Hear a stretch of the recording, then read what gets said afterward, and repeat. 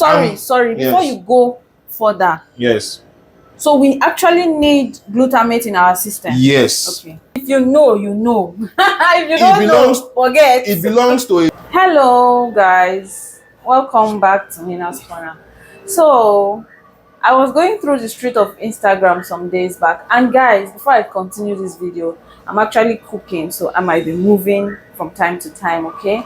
So, I was going through the street of Instagram some days back, and I came across a video of two people. They were doing a live. A popular social media creator or content creator was talking about MSG and sodium, and they were saying that MSG is not the culprit, it's not the devil, and that it's actually sodium that we should stay away from. And I got confused. I'm like, shebi they told us that MSG is bad, we should stay away from MSG, or at least we should reduce the level of MSG that we consume. And I was wondering, what are they trying to say in this video? Are they just trying to promote a brand? Because really, they were actually trying to promote a brand on that, because she was like, have you used this so and so brand to make jollof rice? And that brand is actually an MSG brand. As in, you guys understand what I'm trying to say. So I was like, these people, I don't understand though.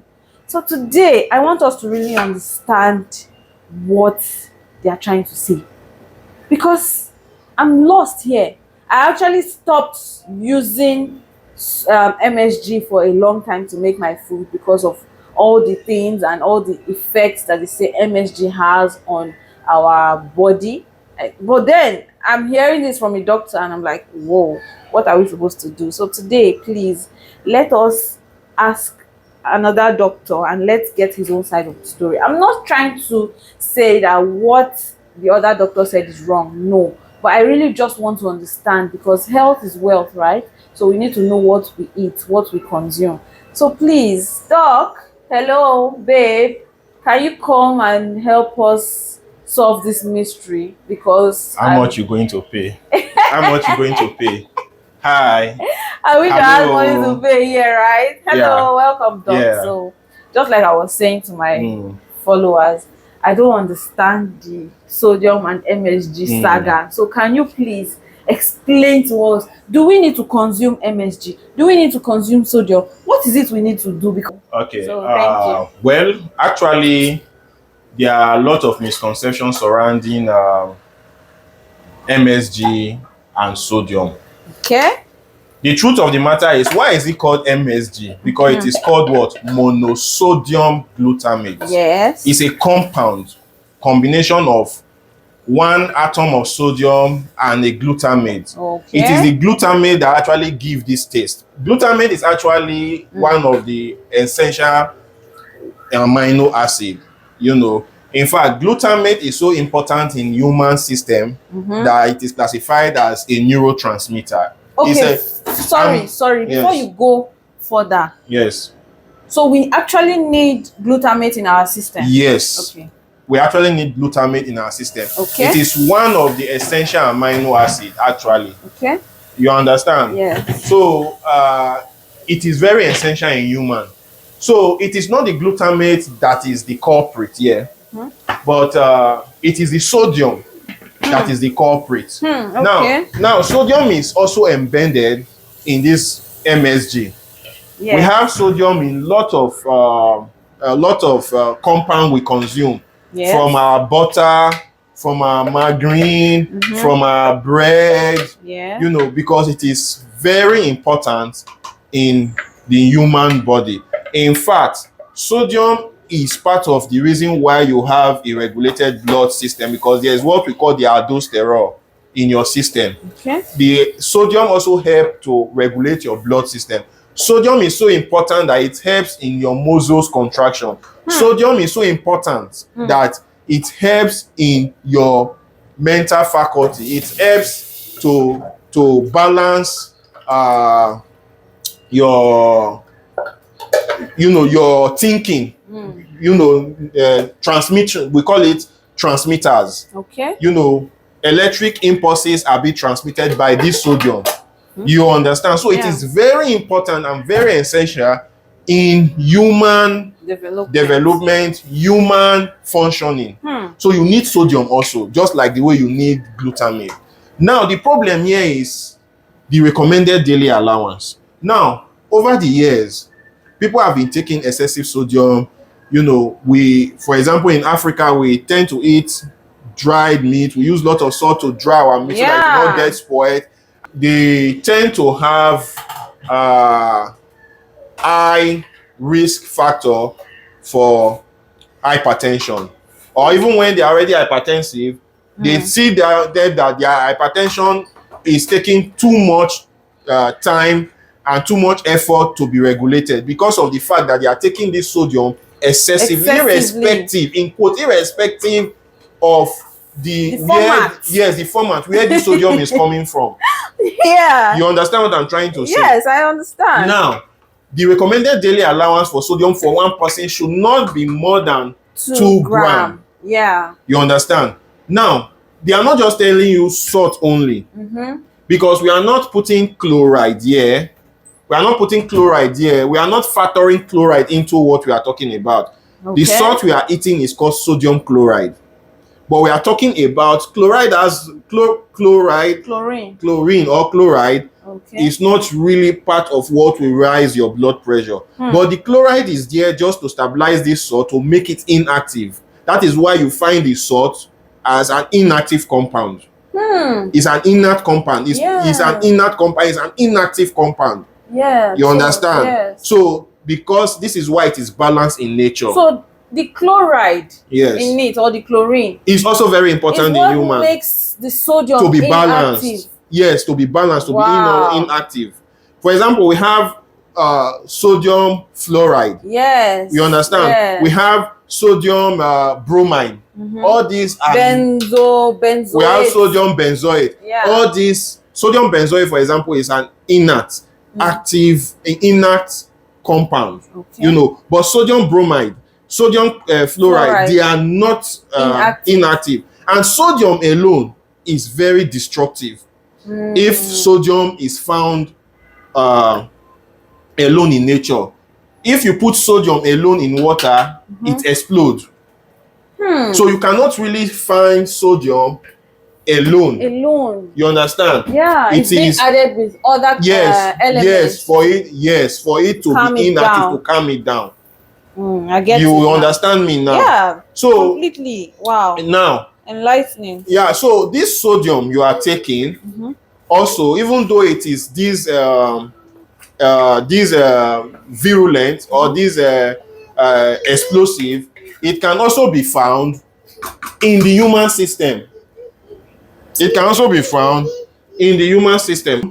Irrespective of the fact that it is so explosive, it is so reactive. Yes. Because of the periodic table. Because there's what we call the periodic table. It belongs to, I don't want to go details into chemistry. It belongs to a group of elements. If you know, you know. If you don't know, forget. It belongs to a group of elements that are very, very active. So this is why in nature they need to be combined to other elements that are less active to make it balance. That is one of the reasons why it combined with chloride to give you sodium chloride. And of course, because of the fact that it combined with sodium chloride, it's not longer a poison. So humans can consume it. You understand? But what we are talking about now is the sodium in it. Yeah. You understand? So, of course, sodium, as it is important in nature, it is also important in the human functioning.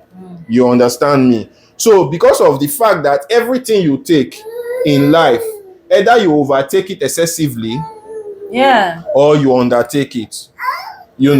Everything in life, you either, in fact, there is no chemical, be it plants or animals, that do not have side effects. Even water we take has side effects. Water intoxication, if you take far more than 3 liters a day, it can result to, side effect too. So Now, what I'm trying to say in essence is if you take salt, sodium particularly, more than the recommended daily allowance, it will destroy you.